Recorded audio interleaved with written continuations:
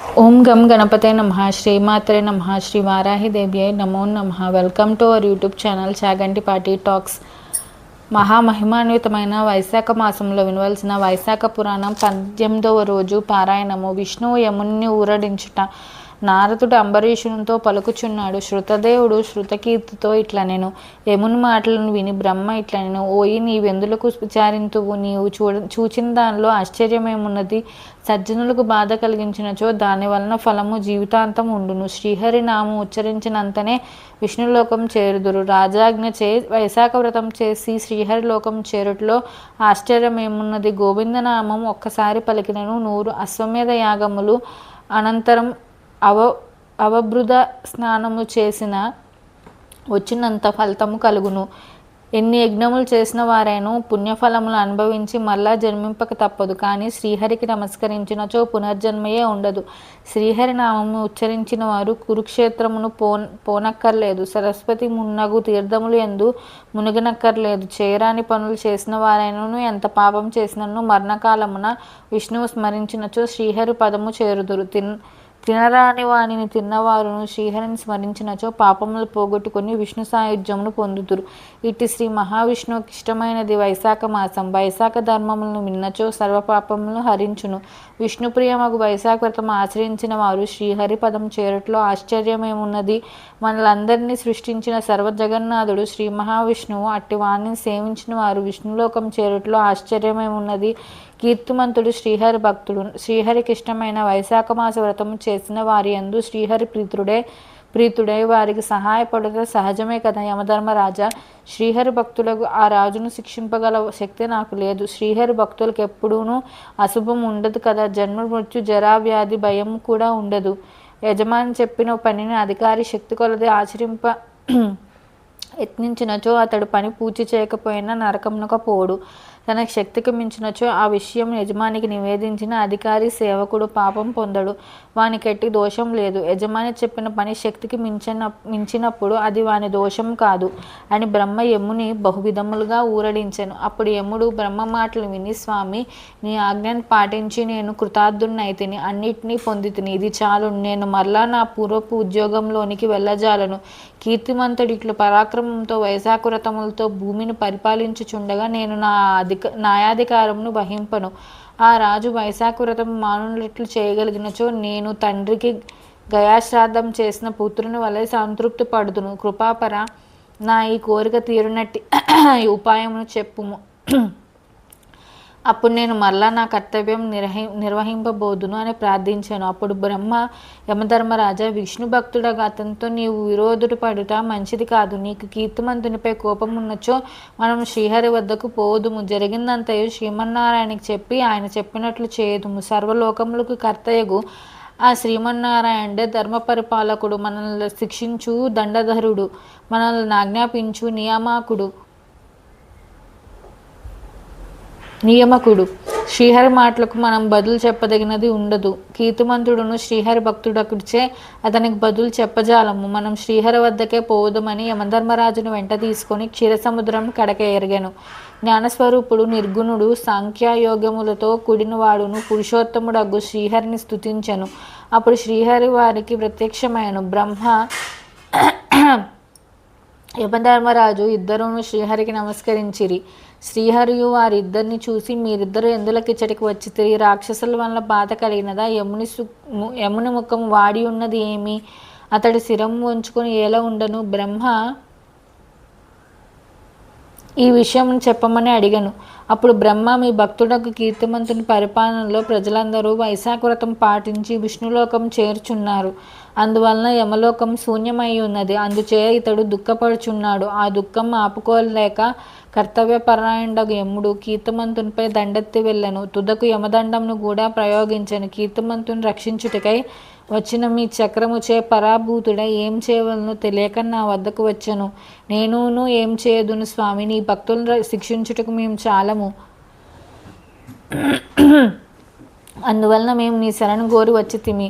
దయుంచి నీ భక్తుని శిక్షించి ఆత్మీయుడైన యముణ్ణి కాపాడమని బ్రహ్మ పలికెను. శ్రీ మహావిష్ణువు ఆ మాటలను విని నవ్వి యముణ్ణి బ్రహ్మను చూసి ఇట్లా, నేను లక్ష్మీదేవినై నేను లక్ష్మీదేవినైనను నా ప్రాణమును దేహమును శ్రీవత్సమునకు కౌస్తుభమునకు వైజయంతిమాలను శ్వేత దీపమును వైకుంఠమును క్షీరసాగరమును శేషుని గరక్మంతుని దేనినైనను విడిచెదను గాని నా భక్తుని మాత్రము విడవను. సమస్త భోగములను జీవితములు విడిచి నాయందే ఆధారపడి ఉన్న ఉత్తమ భక్తుని ఎట్లు విడిచెదను?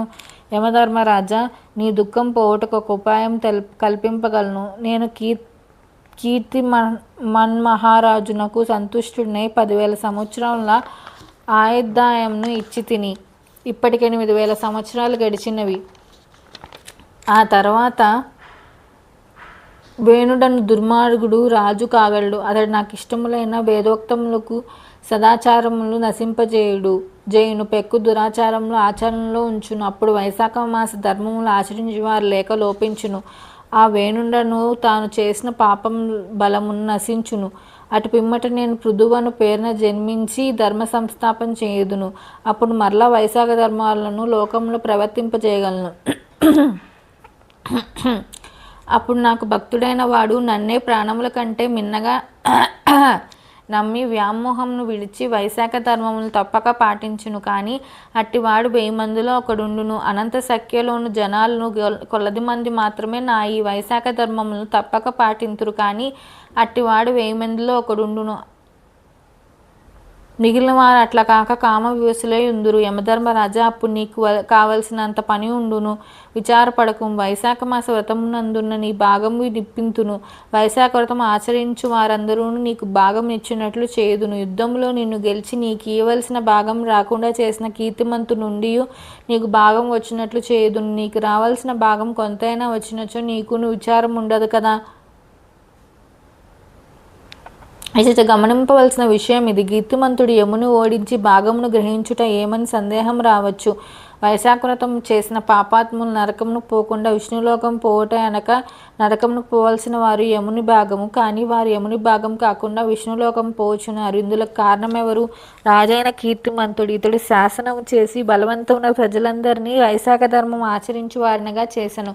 కావున యముని భాగమును కీర్తిమంతుడు గెలుచుకొనుటే గాక ఇప్పుడు శ్రీహరి వైశాఖ ధర్మములను ఆచరించు వారు యమునికి కూడా భాగం ఇచ్చినట్లు చేయుదును. అనగా వైశాఖ వ్రతం ఆచరించి కీర్తిమంతుడును యమునకు తానును భాగం ఇచ్చినట్లు చేయును. ఇందువలన యమధర్మరాజు మనసును కూరట కలుగునని శ్రీహరి అభిప్రాయము. వైశాఖ వ్రతం ఆచరించి వారు ప్రతిదినమును స్నానం చేసి నీకు అర్ఘ్యమునిత్తురు. వైశాఖ వ్రతం చివరి నాడు జలపూర్ణమైన కలశమును పెరుగన్నమును నీకు సమర్పింతురు. అట్లు చేయని వైశాఖ కర్మలన్నీ వ్యర్థములగును. అనగా వైశాఖ వ్రతం ఆచరించి వారు ప్రతిదినము స్నానం సమయమున యమునకు అర్ఘ్యమునియ్యవలెను. మరియు వ్రతాంతమున జలపూర్ణమైన కలశమును పెరుగన్నమును యమునకు నివేదింపవలను. యముని పేరుతో దానమియ్యవలను. అట్లా చేయను వారిని పూజాది కర్మలు వ్యర్థములగనని భావము. కావున యమధర్మరాజా, నీకు ఈ విధంగా భాగం నిచ్చు కీర్తిమంతునిపై కోపం విడుముము. ప్రతిదినము స్నానము అర్ఘ్యము చివరి దినమున జలపూర్ణ కలశమును పెరుగన్నము భాగమును గ్రహింపుము. ఇట్లు చేయని వారు వైశాఖ కర్మలు వ్యర్థమై వారు చేసిన పుణ్యఫలం పాపములు అనుసరించి నీ లోకమునకు నొందురు. ధర్మములను నిర్ణయించి నిన్ను విడిచి నన్ను మాత్రమే సేవించి నా భక్తులను నా ఆజ్ఞను సారము శిక్షింపుము. వైశాఖ వ్రతము నీకు అర్ఘ్యమునియ వారిని విఘ్నములు కలిగించి శిక్షింపుము. కీర్తిమంతుడు నీకు భాగం ఇచ్చినట్లు సునందుని వాడి కడకకు పంపుదును. సునందుడును నా మాటగా కీర్తిమంతుడికి చెప్పి నీ భాగం నీకు ఇప్పించును అని పలికి శ్రీహరి యమధర్మరాజు అచటునుండగానే సునందుని కీర్తిమంతుని కడకు పంపెను. సునందుడుని కీర్తిమంతునికి శ్రీహరి సందేశం చెప్పి కీర్తిమంతుని అంగీకారం కోరి శ్రీహరి కడకు వచ్చి ఈ విషయం చెప్పాను. శ్రీహరి ఈ విధంగా యమధర్మరాజు నూరడించి అంతర్ధానం పొందెను. బ్రహ్మయును యమునకు చెప్పవలసిన మాటలను చెప్పి జరిగిన దానికి విస్మయపడుచు తన వారితో కలిసి తన లోకమునకు పోయాను. యముడును కొద్దిపాటి సంతోషంతో తన నగరముకు తిరిగి వెళ్ళాను. శ్రీ మహావిష్ణువు పంపిన సునందుని మాటను పాటించి కీర్తిమంతుడు వాని ఏలుబడిలో ఉన్న ప్రజలందరూ వైశాఖ వ్రతం ఆచరించుచు యమధర్మరాజునకు ప్రతిదినము స్నాన సమయమున అర్ఘ్యము వ్రతాంతమున జలకలశమును దధ్యాన్నమును సమర్పించుచుండ్రి. ధర్మరాజునకెవరైనను అర్ఘ్యం మున్నగువాడిని ఎన్నచో యమధర్మరాజు వారి వైశాఖ వ్రతఫలమును గ్రహించును. కావున వైశాఖ వ్రతము ఆరంభించు ప్రతి వారును ప్రతిదినము స్నాన సమయమున యమునకు అర్ఘ్యమును ఇయ్యవలెను. వైశాఖ పూర్ణిమ యందు జలకలశము దధ్యాన్నమును ముందుగా యమునకి ఇచ్చిన తర్వాత శ్రీ మహావిష్ణువుకు అర్పింపవలేను. అటు తర్వాత పితృదేవతలను గురువును పూజింపవలేను. తర్వాత శ్రీ మహావిష్ణువు ఉద్దేశించి చల్లని నీరు పెరుగు కలిపి అన్నమును దక్షిణ గల తాంబూలమును ఫలముల నుంచి కంచు పాత్రను సద్బ్రాహ్మణునికి ఇయ్యవలను.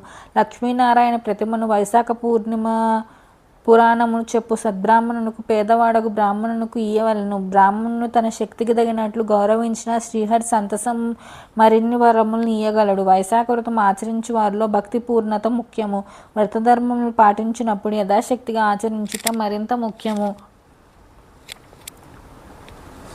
ఇట్లు వైశాఖ వ్రతం ఆచరించిన వారు జీవించినంత కాలము అభీష్ట భోగములు అనుభవించురు. పుత్రులు పుత్రికలను మనవలను మనవరాళ్లను మున్నగు వారితో సుఖముగా శుభలాభములతో ఉండును. మరణించిన తర్వాత సకుటుంబంగా శ్రీహరిలోకం చేరును. కీర్తిమంతుడును యథాశక్తిగా వైశాఖ వ్రతం దాన ధర్మములు ఆచరించి సకల భోగభాగ్యములను సర్వసంపదలను అనుభవించి తన వారితో శ్రీహరి సాన్నిధ్యమును చేరును. కీర్తిమంతుని తర్వాత దుర్మార్గుడు నీచుడనగా వేణుడు రాజయ్యను. అతడు సర్వధర్మములను నశింపజేసును. వైశాఖ మాస వ్రతాదులను లోపించినవి. ఇందువలన మోక్ష సాధన సులభమగు వైశాఖ ధర్మం ఎవరికీ తెలియని స్థితిలో ఉండను. పూర్వజన్మ పుణ్యమున్న వారికి మాత్రమే వైశాఖ ధర్మములు యందు ఆసక్తి నిశ్చల దీక్ష శ్రీహరి భక్తి ఉండును.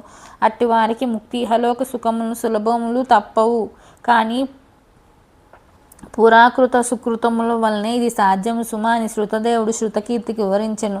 శృతదేవ మహాముని పూర్వపు మన్వంతరమున నేను వేణుడు దుర్మార్గుడనియు ఈక్ష్వాకు వంశము చెందిన వేణుడు మంచివాడి అని వింటిని. మీ మాటల వలన కీర్తిమంతుని తర్వాత వేణుడు రాజగుణని చెప్పారు. దానిని వివరింపమని అడిగాను. శృతదేవుడు రాజా, యుగములను బట్టి కల్పములను బట్టి కథలు అందలి వారి స్వభావం వేరుగా చెప్పబడి ఉండవచ్చును. ఆ కథలను ప్రమాణములే మార్కండేయాది పురాణములు. మార్కండేయాది మునులు చెప్పిన వేణుడు ఒక కల్పం వాడు. నేను చెప్పిన వేణుడు మరొక కల్పం వాడు. మంచి చెడుల కల వారి చరిత్రలను మనం మంచి చెడులకు గుర్తుగా చెప్పుకుందాం. అట్లే కీర్తిమంతుడి మంచితనం గొప్పతనం తర్వాత వేణుని చెడ్డతనం దుష్టతనం మనం గమనింపవలసిన విషయములు సుమ అని పలికెను అని నారదుడు అంబరీషునకు వివరించెను. 18వ రోజు పారాయణం సంపూర్ణం. Please subscribe our channel. Om Namo Narayana. Thank you.